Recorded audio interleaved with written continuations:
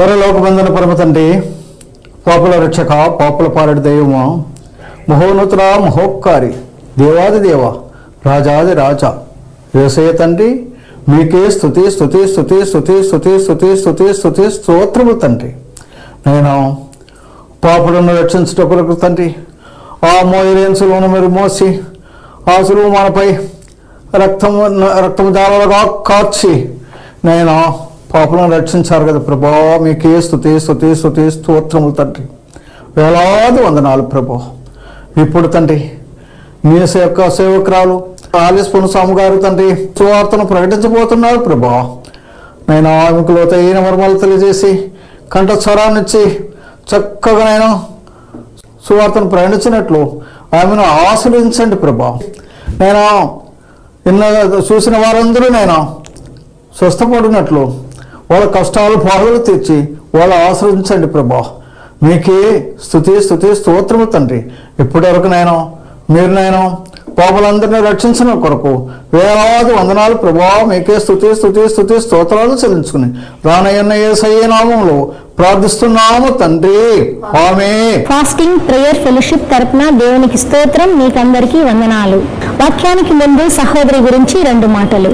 సహోదరి దేవుని నమ్మక ముందు విగ్రహారాధన చేస్తూ దేవునికి దూరంగా ఉన్నప్పుడు దేవుడు ఆమెను ఏర్పరచుకొని మహిమగల సువార్త ప్రకటించమని దేవుడు చెప్పగా ఆమె ఆ విధముగా సువార్త ప్రకటిస్తూ వచ్చును. పరిశుద్ధాత్మ చేత నింపబడిన ఆ సహోదరి ఎన్నో కృపా వరాలతో స్వస్థత వరము, వాక్య పరిచర్య వరము, దేవుని పట్టిన వారికి ప్రార్థన చేసినప్పుడు వారికి విడుదల, క్యాన్సర్ గడ్డలు, గర్భసంచి వ్యాధులతో బాధపడుతున్న వారికి ప్రార్థన చేసినప్పుడు వారికి స్వస్థత కలిగను.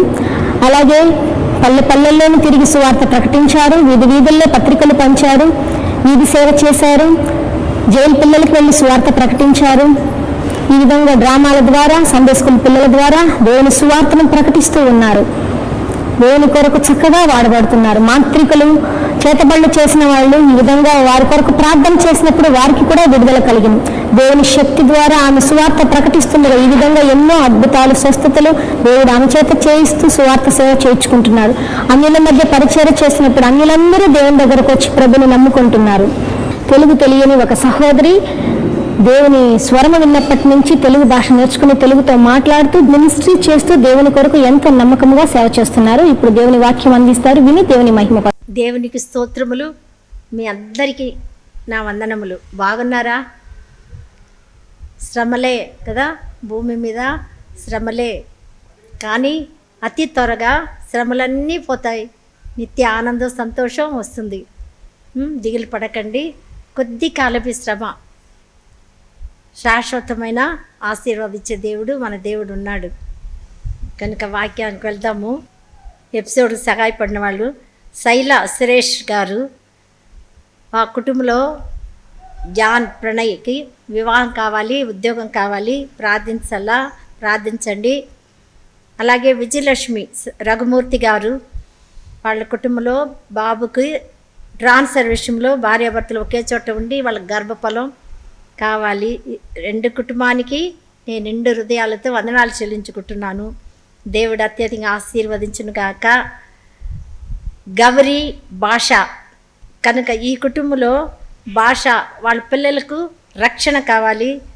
గౌరీ భాషకు రక్షణ కావాలి. గౌరీ రక్షణ పొందింది. ఆ కుటుంబంలో మళ్ళీ డేవిడ్, సుధాకర్, లావణ్య, తేజ చదువులో అద్భుతం జరగాలి. కాబట్టి వాళ్ళ కుటుంబాన్ని కూడా దేవుడు ఆశీర్వదించి ఆరోగ్యం ఇచ్చునుగాక. సుచిత్ర, రేగల్, సుజాత, మోసెస్, మరి బిడ్డలకి చక్కటి సంతానం, గర్భఫలం కావాలా, ఆరోగ్యం కావాలి. వాళ్ళ నాన్నగారికి కూడా మంచి ఆరోగ్యం కావాలి అని కోరుకుంటున్నాను. ప్రార్థించండి మీరు కూడా. సుచిత్ర, మరి సుజి, రేగల్, మోసెస్ వాళ్ళ కుటుంబాన్ని దేవుడు ఆశీర్వదించి దీవించి వాళ్ళ కోరికలు నెరవేర్చునుగాక. వాక్యానికి వెళ్దాము. ఇర్మియా గ్రంథము 31:3 చాలా కాలము క్రిందట యెహోవా నాకు ప్రత్యక్షమై ఇట్లా, నేను శాశ్వతమైన ప్రేమతో నేను నిన్ను ప్రేమించుచున్నాను, కనుక విడువక నీ ఎడల కృప చూపుచున్నాను. జీవాధిపతి దేవా, నీకు వందనాలు, స్తోత్రములు. పరిశుద్ధుడా నీకు స్తోత్రము నాయనా. చదివిన వాక్యాన్ని వివరించడానికి యోగ్యత లేని నన్ను మరుగుపరచుకోండి ప్రభువా. పరిశుద్ధాత్మ దేవా మీరు వచ్చి మాట్లాడండి. మీ నామానికి మహిమకరంగా వినువారికి మేలు కలుగుటకు రక్షణ కలుగుటకు మాట్లాడమని, మీ నామానికి మహిమ తెచ్చుకోమని యేసుక్రీస్తు ఘనమైన నామములో స్తుతిస్తూ సహాయం కోరి వినయంతో అడిగి వేడుకొంచున్నాం పరమ తండ్రి, ఆమేన్. ప్రియులారా, శాశ్వతమైన ప్రేమతో ప్రేమించుచున్నాను కనుక విడువక నీ ఎడల కృప చూపుతూనే ఉన్నానంటాడు. విడువక కృప చూపిస్తూనే ఉన్నాను. కృప, విడువక కృప. కృప అనగా మనకందరికీ తెలుసు, ఉచితం, దయ కదా. మనం బిచ్చగాళ్ళు బయట కూర్చుని ఉంటే ఏదైనా వేస్తాం కదా, అమ్మ నీకు దయ పుట్టిందమ్మా అంటారు. నన్ను అవును కొంచెం దయ చేయండి అని అడుగుతారు కదా. అలాగా కృప, దయ ఉచితమైనది కృప. మరి వాక్యాలలో చూస్తాము. కొరింథీయులకు రాసిన 2వ పత్రిక 8వ అధ్యాయము 9వ వచనం. మీరు మన ప్రభువు అయిన యేసుక్రీస్తుని కృపను ఎరుగుదురు కదా. ఆయన ధనవంతుడై ఉండియు మీరు తన దారిద్ర్యం వలన ధనవంతులు కావాలనని మీ నిమిత్తము దరిద్రుడాయను. ఇది ప్రియులారా కృప. ఆయన ఐశ్వర్యవంతుడు, ధనవంతుడు, శ్రీమంతుడు, సర్వోన్నతుడు, మహా అతి ఉన్నత సింహాసనం ముందు ఆసీనుడైన దేవుడు, మహారాజు, భూమికే రాజుగా ఉండే దేవుడు. అవును ప్రియులారా, కీర్తనలో 46వ అధ్యాయంలో నేను చదివాను, దేవుడు సర్వభూమికి రాజు అయి ఉన్నాడు. చూసారా, 47వ వచనం, దేవుడు సర్వభూమికి రాజు అయి ఉన్నాడు. అటువంటి రాజు ఎక్కడికి వచ్చాడు? నీ కొరకు నా కొరకు కలువారు సిలువకు కొయ్యికి మోయడానికి, మన పాప భారం మోయడానికి, మన శాప భారం మోయడానికి కలువారు సిలువలో వేలాడడానికి వచ్చాడు ఆయన. అవును, సర్వభూమికి సర్వాధికారం కలిగిన దేవుడు సర్వభూమికి రాజు అయి ఉన్నాడు అని మన వాక్యం చూస్తున్నాం ప్రియులారా. అలాంటి రాజు శ్రీమంతుడు మన కొరకు దరిద్రుడుగా, మన దరిద్రము కనుక దరిద్ర కృప, యేసుక్రీస్తు కృప ఎరుగుదము కదా. ఆయన ధనవంతుడై ఉండియో మీరు తన దారిద్ర్యం వలన ధనవంతుడు కావాలనని మన నిమిత్తం దరిద్రుడుగా అయ్యాడు. మనల్ని ధనవంతులు చేయాలని, ఆయన ఉండే స్థానంలో మనం వెళ్ళాలని, ఆయన మహిమ మనకివ్వాలని, ఆయన ఐశ్వర్యం మనకివ్వాలని కృప కృప శాశ్వతమైన ప్రేమతో ప్రేమిస్తూ ఈ కృప ఇస్తున్నాడు. ప్రేమ లేకపోతే కృప దొరకదు. కనుక ప్రియులారా, అంత కృప మనకు ఇస్తున్నాడని మనం చూస్తున్నాం. మత్తయి సువార్త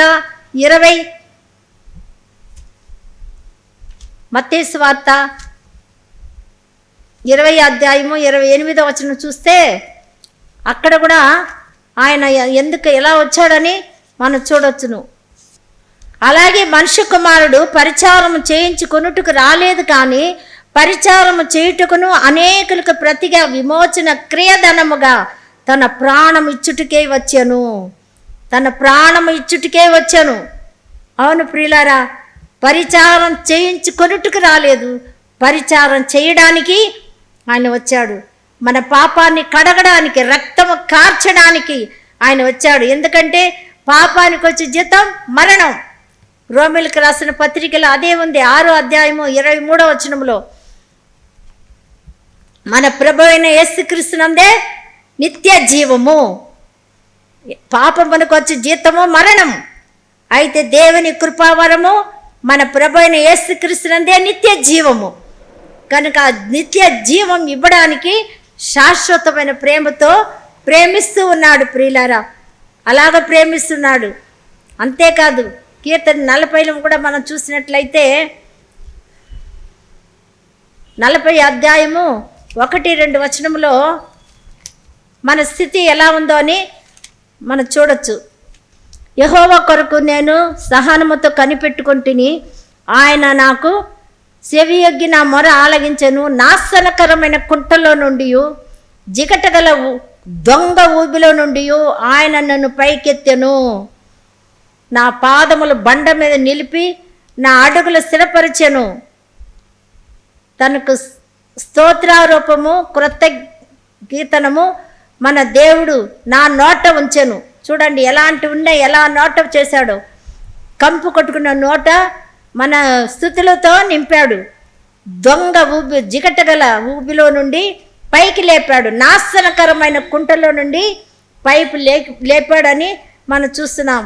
అందుకే కృప, శాశ్వతమైన కృప, మరణకరమైన జీవితంలో ఉండి కంపు కొట్టుకున్న జీవితాన్ని సువాసనగా చేయడానికి తను తాను బలిగా అర్పణగా అర్పించుకొనేను. ఎఫెసీ 5:2 చూస్తున్నాం. పరిమళంగా సువాసనగా ఉండుటకు.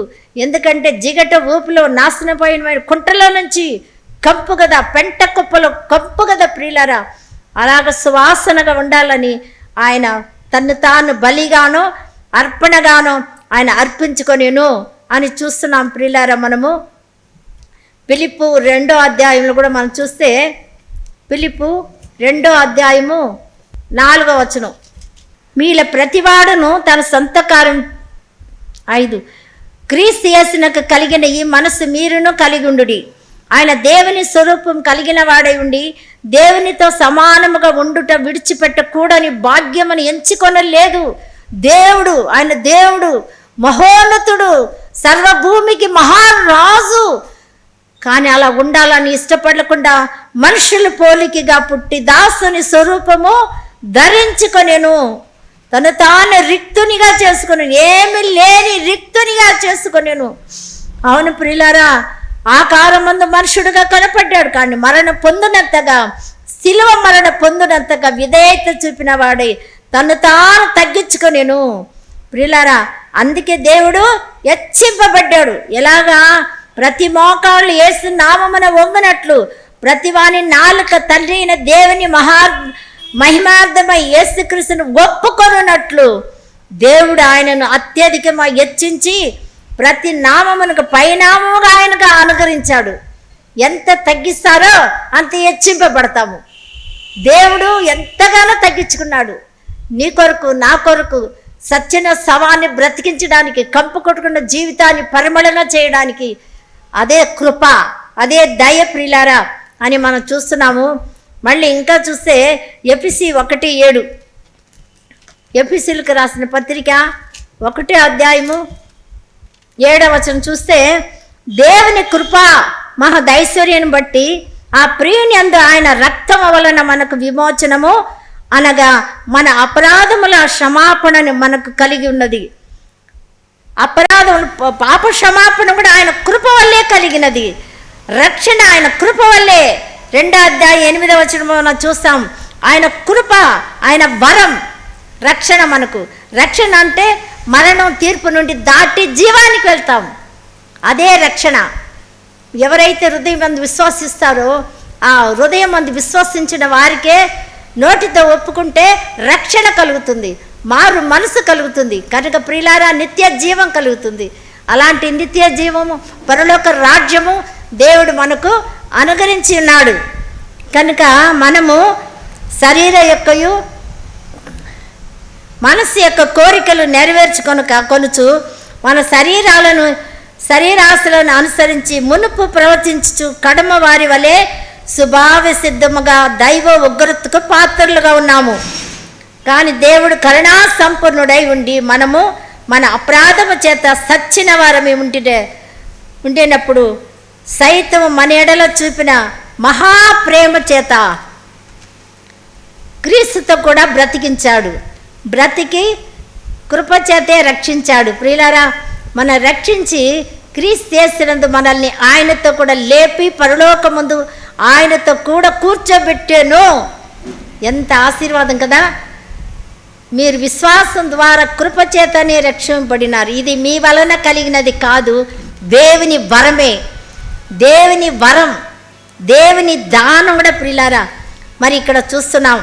మరి కింద 10వ వచనంలో ఎఫెసీ 1:9 చూస్తే, దయా సంకల్పం చొప్పున తన చిత్తమును గురించిన మర్మం మనకు తెలియచేసి మనకు సంపూర్ణమైన జ్ఞాన వివేచన కలుగుటకే ఆ కృప మన ఎడల విస్తరింపచేసాను.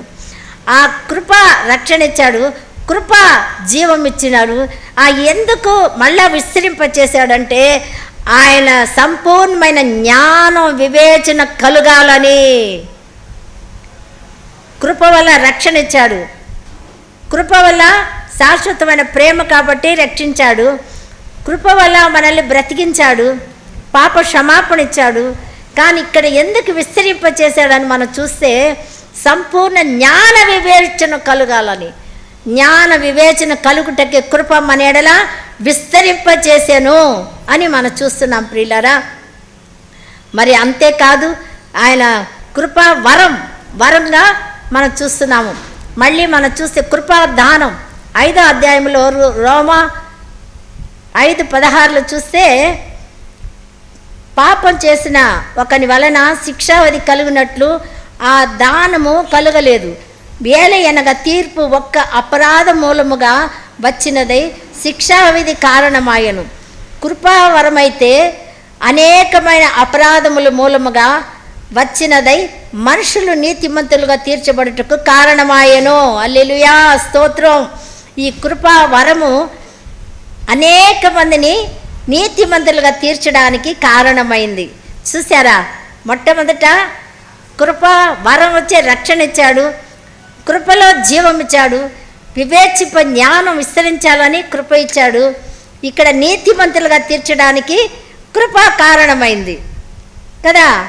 మన అపరాధము వలన వచ్చినదై ఆ ఒక్కని ద్వారా ఏలిన ఎడల కృపా బాహుళ్యమును నీతి దానమును పొందిన జీవము గలవారై మరి నిశ్చయముగా యేసుక్రీస్తు ఒక్కని ద్వారానే ఏలుదురు. ఇప్పుడు చూడండి ప్రియులారా, నీతిమంతులుగా తీర్చబడుటకు కృప కారణమైంది కదా. కారణమయ్యాయి. మొట్టమొదట పాపం నుంచి రక్షింపబడుటకు కృపా దానం వచ్చింది. కృప మన ఐశ్వర్యవంతులుగా చేయడానికి కృపా దానంగా ఇచ్చాడు. నీతి ఇప్పుడు దానం, నీతి కూడా కృపలో దానంగా మనకు అనుగ్రహించాడు. మూడవది ప్రాణదానం చేశాడు, ప్రాణ దానం. మరి ఇక్కడ చూస్తాం నీతి దానం 17వ వచనములో నీతి దానంగా చూస్తున్నాం. జీవం గలవారై మరి నిశ్చయముగా యేసుక్రీస్తు ఒక్కని ద్వారా ఏలుదురు. కాబట్టి తీర్పు ఒక్క అపరాధములు వచ్చినదై మనుషులు అందరినీ శిక్షావిధి కలుగుటకై ఎలాగ కారణమయ్యానో అలాగే ఒక్క పుణ్యకార్యం వలన కృపాదానము మనుషులందరికీ జీవప్రదమైన నీతి విధింపబడుటకు కారణమైంది. చూసారా ప్రియులారా, ఒక్క పుణ్యకార్యం అంటే ఒక్కని వలన శిక్ష వచ్చింది, అపరాధం వలన, ఒక్క అపరాధం వలన, పాపం వలన శిక్ష వచ్చింది. అయితే ఒక్క పుణ్యకార్యం వలన కృపాదానము మనుషులందరికీ జీవప్రదమైన నీతి విధింపబడుటకు కారణమాయను. ఇది కృపలో నీతి దానము అవటకు కారణం అయినది అని మనం చూస్తాం. మళ్ళీ 20వ వచనములు ఏముందంటే 5:20లో అపరాధము విస్తరించినట్లు ధర్మశాస్త్రం ప్రవేశించెను. అంటే ధర్మశాస్త్రము అపరాధాన్ని ఎత్తి చూపిస్తూ ఉంది. అపరాధమును పరిహారం చేయలేదు, అపరాధమును కడగలేదు. ధర్మశాస్త్రము ఇక్కడ అపరాధములు విస్తరింపజేస్తూ ఉందని చూస్తున్నాం. విస్తరించుటకు ధర్మశాస్త్రం ప్రవేశించింది. మళ్ళీ పాపము మరణమును ఆధారం చేసుకొని ఇలాగ ఏలేనో అలాగే జీవం కలుగుటకు నీతి ద్వారా కృప మన ప్రభువైన యేసుక్రీస్తు మూలముగా ఏలు నిమిత్తము పాపం ఎక్కడ విస్తరించినా అక్కడ కృప అపరిమితముగా విస్తరించాను. చూసారా ప్రియులారా, పాపము మరణాన్ని ఆధారం చేసుకున్నది. పాపం చేస్తుంటే నువ్వు మరణాన్ని ఆధారం చేసుకుంటున్నావు. మరణము, నరకం, అగ్నిగుండం. పాపం అంటేనే మరణం ఆధారం చేసుకుంటుంది. కానీ అపరాధం విస్తరించాలంటే ధర్మశాస్త్రం ఆధారం చేసుకుంటుంది. చూసాను, ధర్మశాస్త్రం పాపాన్ని కడగలేనిది కానీ ఇంకా ఎక్కువగా చూపిస్తూ ఉంది. పాపం వచ్చి మరణాన్ని ఆధారం చేసుకుంటా ఉంది అని మనం చూస్తున్నాము. అయితే నీతి ద్వారా కృపయు మన ప్రభువైన యేసుక్రీస్తు మూలముగా ఏలు నిమిత్తం పాపం ఎక్కడ విస్తరించినో కృప అపరిమితముగా విస్తరించెను. అలా అని పాపంలో ఉందమా 6:1 కృప విస్తరింపాలని పాపం యందు నిలుచుందుము ఇందుమా అట్లానే రాదు. పాపం విషయమై చనిపోయిన మనము ఇక మీదట ఎలాగ దానిలో జీవించెదరు ప్రియులారా? చచ్చిపోయిన ఎలుకలో ఒక ఆత్మ నివసిస్తుందా? ప్రాణం నివసిస్తుందా? చనిపోయిన శవం మనలో జీవాత్మ ఉంటుందా? నిలబడుతుందా? కంపు వాసన కదా. కనుక ఎక్కడ కృప పాపం ఎక్కడ ఉందో అక్కడ కృప అత్యధికంగా ఉందంటే ఈ కృప మనల్ని అనేక నీతిమంతులుగా చేయడానికే కృప. అనేక మందిని కృపా దానము ప్రియులారా, కృపా దానము, కృపా వరము, నీతి దానము, ప్రాణ దానము, అలాంటి దానముగా మనకు ఐశ్వర్యవంతులుగా దానంగా చేశాడు. అదే కృప. కృప ఉచితమైన కృప. అందుకని యేసుక్రీస్తునందు విశ్వాసం ఉంచి మనము సచ్చిన వారుగా ఉండి బ్రతికాము. కానీ చచ్చిపోయి మళ్ళీ దాంట్లో కృపల పాపంలో ఉంటే కృప వస్తుందా? రాదు ప్రియులారా. ఎందుకంటే ఆయన కృప ఎలా జీవం ఎలా నిలుస్తుంది? అట్లని పాపం మందు నిల్చుంటామా అని దేవుడు చెప్తున్నాడు, పరిశుద్ధాత్మ దేవుడు.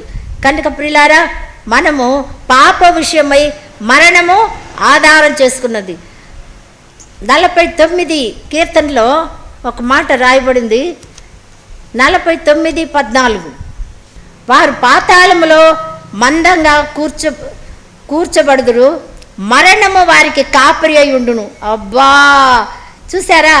మరణమే వారికి కాపరి. కానీ జీవం గల పిల్లలకు మనకు కాపరి ఎవరు? జీవాధిపతి యేసుక్రీస్తే మనకు కాపరి. కానీ పాపం చేసి దుర్మార్గతనంగా ఉండే వాళ్ళకి ఎవరు కాపరిగా ఉంటారంటే మరణమే వారికి కాపరి. అమ్మో, పుట్టిన మొదలుకొని మరణము వెంటాడుతుంది, నీడలాగా ఉంది, కాపరిగా ఉంది, ఎప్పుడు మృంగదామా కాచుకొని ఉంది.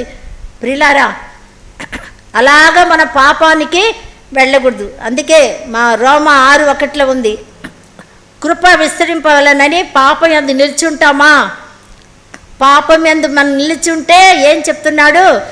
పాతాళంలో మరణం కాపరిగా ఉంది, మరణమే కాపరిగా ఉంది. మరి పాపులకు దుష్టులకు మరణం కాపరిగా ఉంది. కాబట్టి ప్రియులారా, మనం అలా ఉండకుండా దేవుని సన్నిధిలో ఎలా ఉండాలి? నీతిమంతుడైన ప్రభువైన యేసుక్రీస్తుకే మనము, ప్రభువే మన కాపరిగా మనం ఉండాలి. అలాగ ప్రభు మన కాపరిగా ఉన్నప్పుడు మనం ఎలా ఉంటాము? కాపరిగా ఉన్నప్పుడు పచ్చిగల చోట్ల పరండ చేస్తున్నాడు, శాంతికర జలముల యొద్ద నడిపించుచున్నాడు.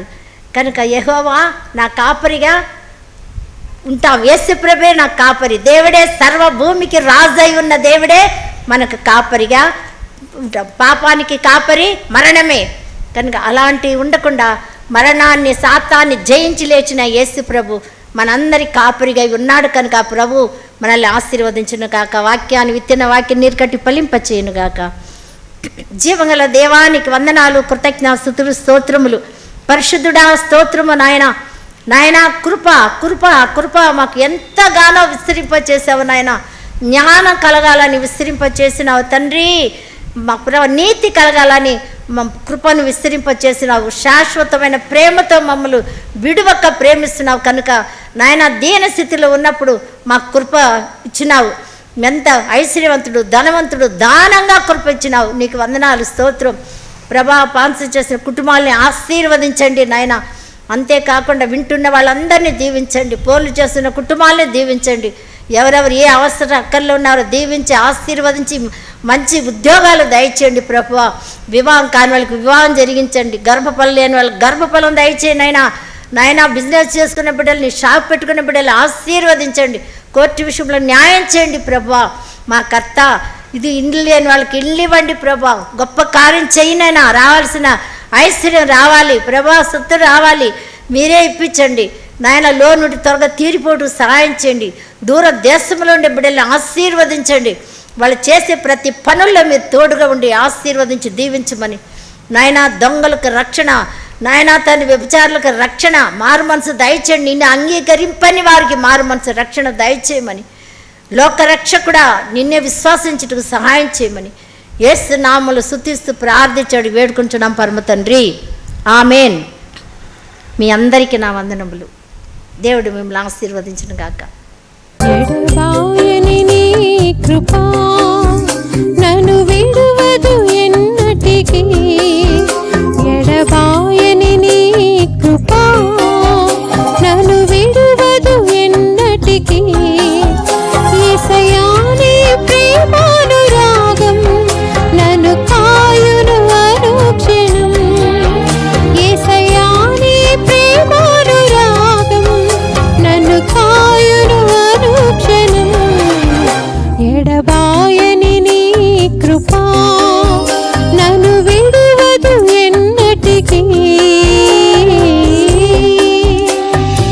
శోకపు లోయలలో, కష్టాల కడగళ్ళలో, కడలిని కడలిలో, నిరాశ నిస్పృహలో, శోకపు లోయలలో, కష్టాల కడగళ్ళలో, కడలిని కడలిలో, నిరాశ నిస్పృహలో, అర్థమే కాని ఈ జీవితం ఇక వ్యర్థమని నేననుకొనగా, అర్థమే కాని ఈ జీవితం ఇక వ్యర్థమని నేననుకొనగా, కృపా కనికరం గల దేవా నా కష్టాల కడలిని దాటించితివి, కృపా కనికరం గల దేవా నా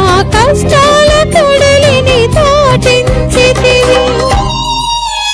ఎడబాయని నీ కృపా నన్ను విడువదు ఎన్నటికీ, ఎడబాయని నీ కృపా నన్ను విడువదు ఎన్నటికీ. విశ్వాస పోరాటంలో ఎదురాయ శోధనలు, లోకాశల అలజడిలో సడలితి విశ్వాసములో, విశ్వాస పోరాటంలో ఎదురాయ శోధనలు, లోకాశల అలజడిలో సడలితి విశ్వాసములో, దుష్టుల క్షేమమునే చూచి ఇక నీతి వ్యర్థమని అనుకొనగా, దుష్టుల క్షేమమునే చూచి ఇక నీతి వ్యర్థమని అనుకొనగా, దీర్ఘ శాంతము గల దేవా నా చేయి విడువక నడిపించితివి, దీర్ఘ శాంతము గల దేవా నా చేయి విడువక నడిపించితివి. ఎడబాయని నీ కృపా నన్ను విడువదు ఎన్నటికీ, ఎడబాయని నీ కృపా నన్ను విడువదు ఎన్నటికీ. Our address evangelist M Alice Ponnuswamy గారు, door number 18-2-183/A, Ashok Nagar, Tirupati. మా పిన్ నెంబర్ 517501. మా సెల్ నెంబర్ 9949100777. మా ల్యాండ్లైన్ నెంబర్ 0877225377.